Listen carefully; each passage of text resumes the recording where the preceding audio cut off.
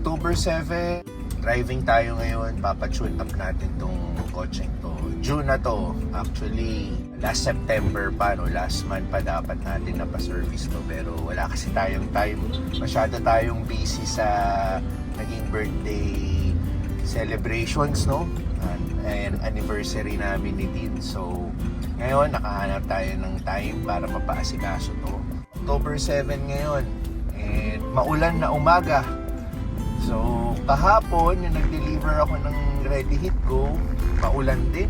Napakahirap mag-deliver, pero ganun nga, no? Ngayon, umuulan na naman, pero tuloy pa rin para marami tayong magawa. Especially, bagong week na naman tayo. Recap natin yung nakaraang weekend, no? Nagkaroon ng baseball games na Pixar last Saturday, and then yung kahapon nga, Sunday, na-postpone, na-cancel because of napakalakas na ulan. Walang humpay na ulan. Yan. And then, nag-celebrate tayo ng birthday ng pamangkin ko, si Ax. So, speaking of birthdays, next week, birthday naman ng AirPods ko, si Papa. Yan. Kaso lang, nasa Bicol siya. So, hindi ko alam ang plano niya doon. Most likely, maghahanda lang yan sa kanila or sa kanyang kaibigan na si Tito Tami. Yan.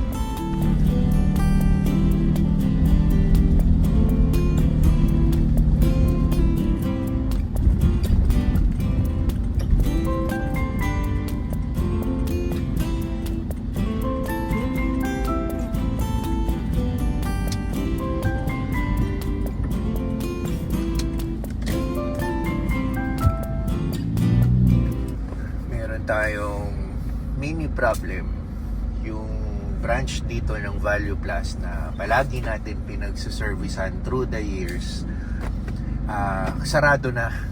So walang kalaman-laman except lang yung signage nila sa taas.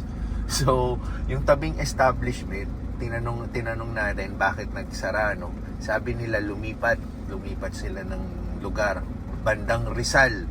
So napakalayo. So, hindi na natin gagawin yun, bumiyahe ng Rizal.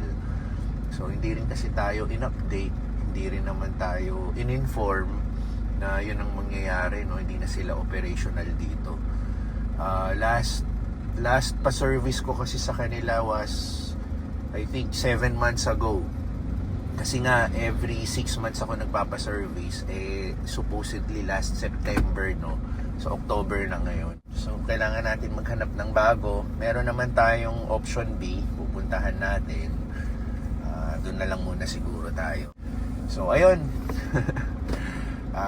Okay. Ayun, friends. Yan, dyan tayo magpapaservice ngayon. Dito lang yan sa Pilar. So, nagpapakote na tayo kay Kuya Stephen. So, ayun. Okay, gusto tayo mag-workout. Siningit natin, no? So, ongoing na yung change oil dun sa change oil / PMS dun sa ating pinapaservice. So, natawagan ko nga rin pala yung Value Plus, yung dati nating pinagsiservice through the years. Nakausap natin si Nathan, yung ating service advisor. Sabi niya na 2 months ago pa yata sila naglipat, no? Nasa San Pedro, Laguna na sila. Lumayo na sila. Teka lang. Morning! 2 months ago, lumipat na sila sa San Pedro, Laguna. So, doon na sila nag-ooperate. Pero, magbubukas sila ng bagong branch sa Muntinlupa, Alabang. Alabang, Muntinlupa. Which is medyo malayo na yun sa atin kung palagi tayo magpapaservice sa kanila. Isa yun sa kinoconsider natin, no? Kung bakit tayo nagpapaservice sa kanila dahil nasa Las Piñas area lang sila. Yun yung naging dahilan. Tapos yung dati nilang lugar, sabi niya, magiging auto-service din daw yun pero hindi niya alam. Pero sa nakita ko kanina, wala pang kalaman-laman eh. Anyway, tingnan natin yung na-refer dito ng kaibigan ko dito sa Pilar. Sa Friends, tingnan natin kung okay yung magiging service nila para dyan na lang tayo palagi, no? Balik tayo dito, i-claim na natin yung kotse, okay na. na service and PMS na. Tapos nagpalit lang ng mga ilang oil, no? Yung gear oil, ATF. So, okay naman. Mukhang dito tayo babalik. October 8, Tuesday. Yan.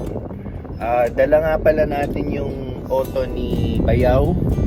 Kasi ito naman yung sunod nating ipapa PMS, ipapa change oil. Yan. Dito natin na-refer din sa Friends kung saan natin dinala yung Innova kahapon. So, inisahan ko na lang para tuloy-tuloy yung momentum natin, no?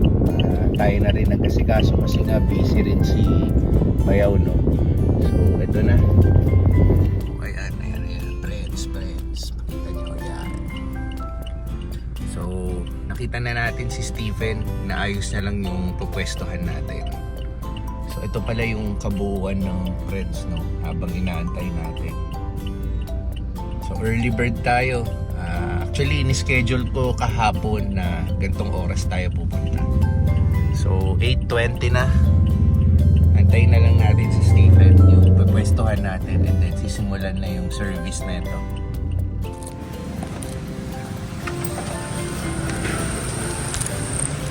Ito, susi. Yan, tulad ng pag-usapan kahapon. Ikan mo lang, iwan mo lang na basta. Sige. Oh. Okay. Kita nyo, may dala akong pang gym. Mag-gym na lang tayo sa SM. Kasi walking distance lang yung SM dito. Sa likuran lang. So, dito pa rin tayo sa Pilar. Medyo mahabang lakad, pero warm up ko na kasi to. Tayo nagkasikaso ng kotse ni Bayaw. Total, sinasamantala rin naman natin yung mga araw na to, yung Monday, Tuesday, or Wednesday na hindi masyadong busy, no? So, yung mga ganitong araw, ginagawa natin ng mga ibang mga gawain, no? At least to, nakakatulong tayo. Kahit busy sila, at least naasikaso natin, no? Ito lang yung kondo sa likuran natin, no? Siguro mga nakaka 10 minutes na tayo naglalakad. At syempre, hindi natin kakalimutan ang pag-check kada linggo, no? Itong project natin dito sa Rainbow. So, nagpapalitada na sila. Yan. So, papasok tayo sa loob. At ito nga pala yung garahe ulit natin. Natabunan na ng mga hollow blocks and mga ibang materyales. Kasi sabi ni Foreman, magsisimula na rin sila mag-sealing, which is ito. Sisimula na nila yung sealing. So again, nandito tayo sa Unit A, dito sa Rainbow. Dito po yung garage parking. Dito po yung living area. So ito yung magiging view natin, no? Pag titignan natin yung labas dito sa garage parking. Nandito tayo sa living area. So, I think ito yung entrance. Tingin ko. Tapos, ito yung kitchen natin. Laundry area, open air space. And then ito yung kabuuan ng living area. Ayan. So again, ito yung ceiling natin. Nagkakaroon na rin ng mga tubo-tubo. Yan. So, proceed tayo dito. Akyat tayo.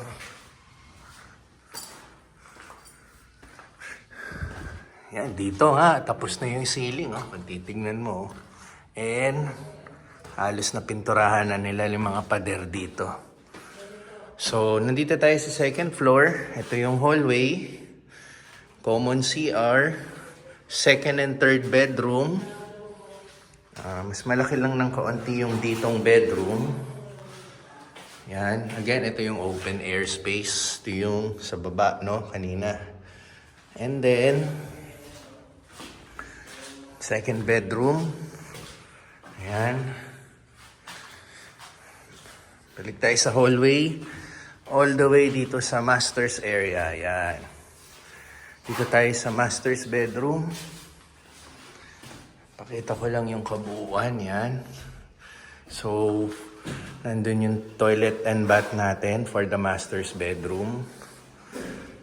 So, again, nasa Unit A tayo. Sa kabila yung Unit B. Before kasi may lagusan tayo. Sinara na nila. Pero, identical lang yan. So, available tayo ng 2 units. Naka-flash po sa screen yung phone numbers pag mga inquiries kayo. So, ayun. Take muna tayo ng pictures.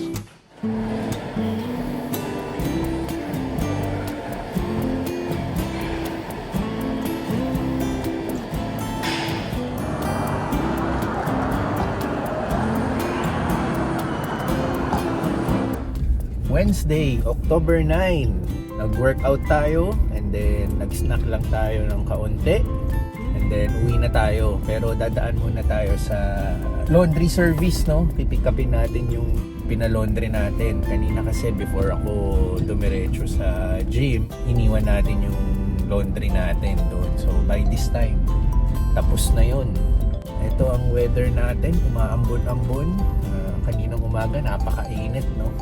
Again, hindi na tayo nagugulat sa panahon ngayon. Kaya always mag-ingat dahil maaaring napaka-araw on the first hour, sa second hour, bumabagyo. Kailangan matatag yung ano natin, no? Yung katawan natin dahil napaka-prone na magkasakit yung mga pabago-bago ng weather.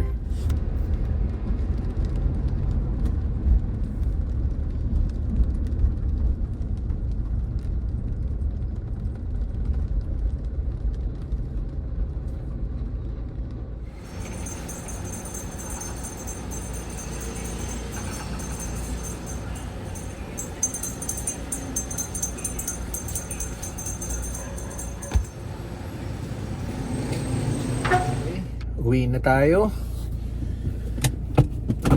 Makikisuyo tayo kay Ate Teta. Papatupi natin yung mga damit. Ano naman yun eh. Walang ginagawa. Kasi bukas pa talaga yung simula nung busy na naman tayo dahil napapalapit na naman ang luto ng Ready Hit Go at ang ating delivery. Kasama na rin dyan yung mga orders din sa Tinsel Pan, no? So sa Ready Hit Go, ito nga pala yung mga orders, mga offer this week. Papakita ko lang para may idea kayo. Ayan, naka-flash na sa screen. Check nyo na lang, di ba? Every week nababago yan. Laging at least meron tayong 5 putahe. Nababago yan yung mga ino-offer natin para hindi naman nakakasawa, no? Check nyo na lang and uwi muna tayo.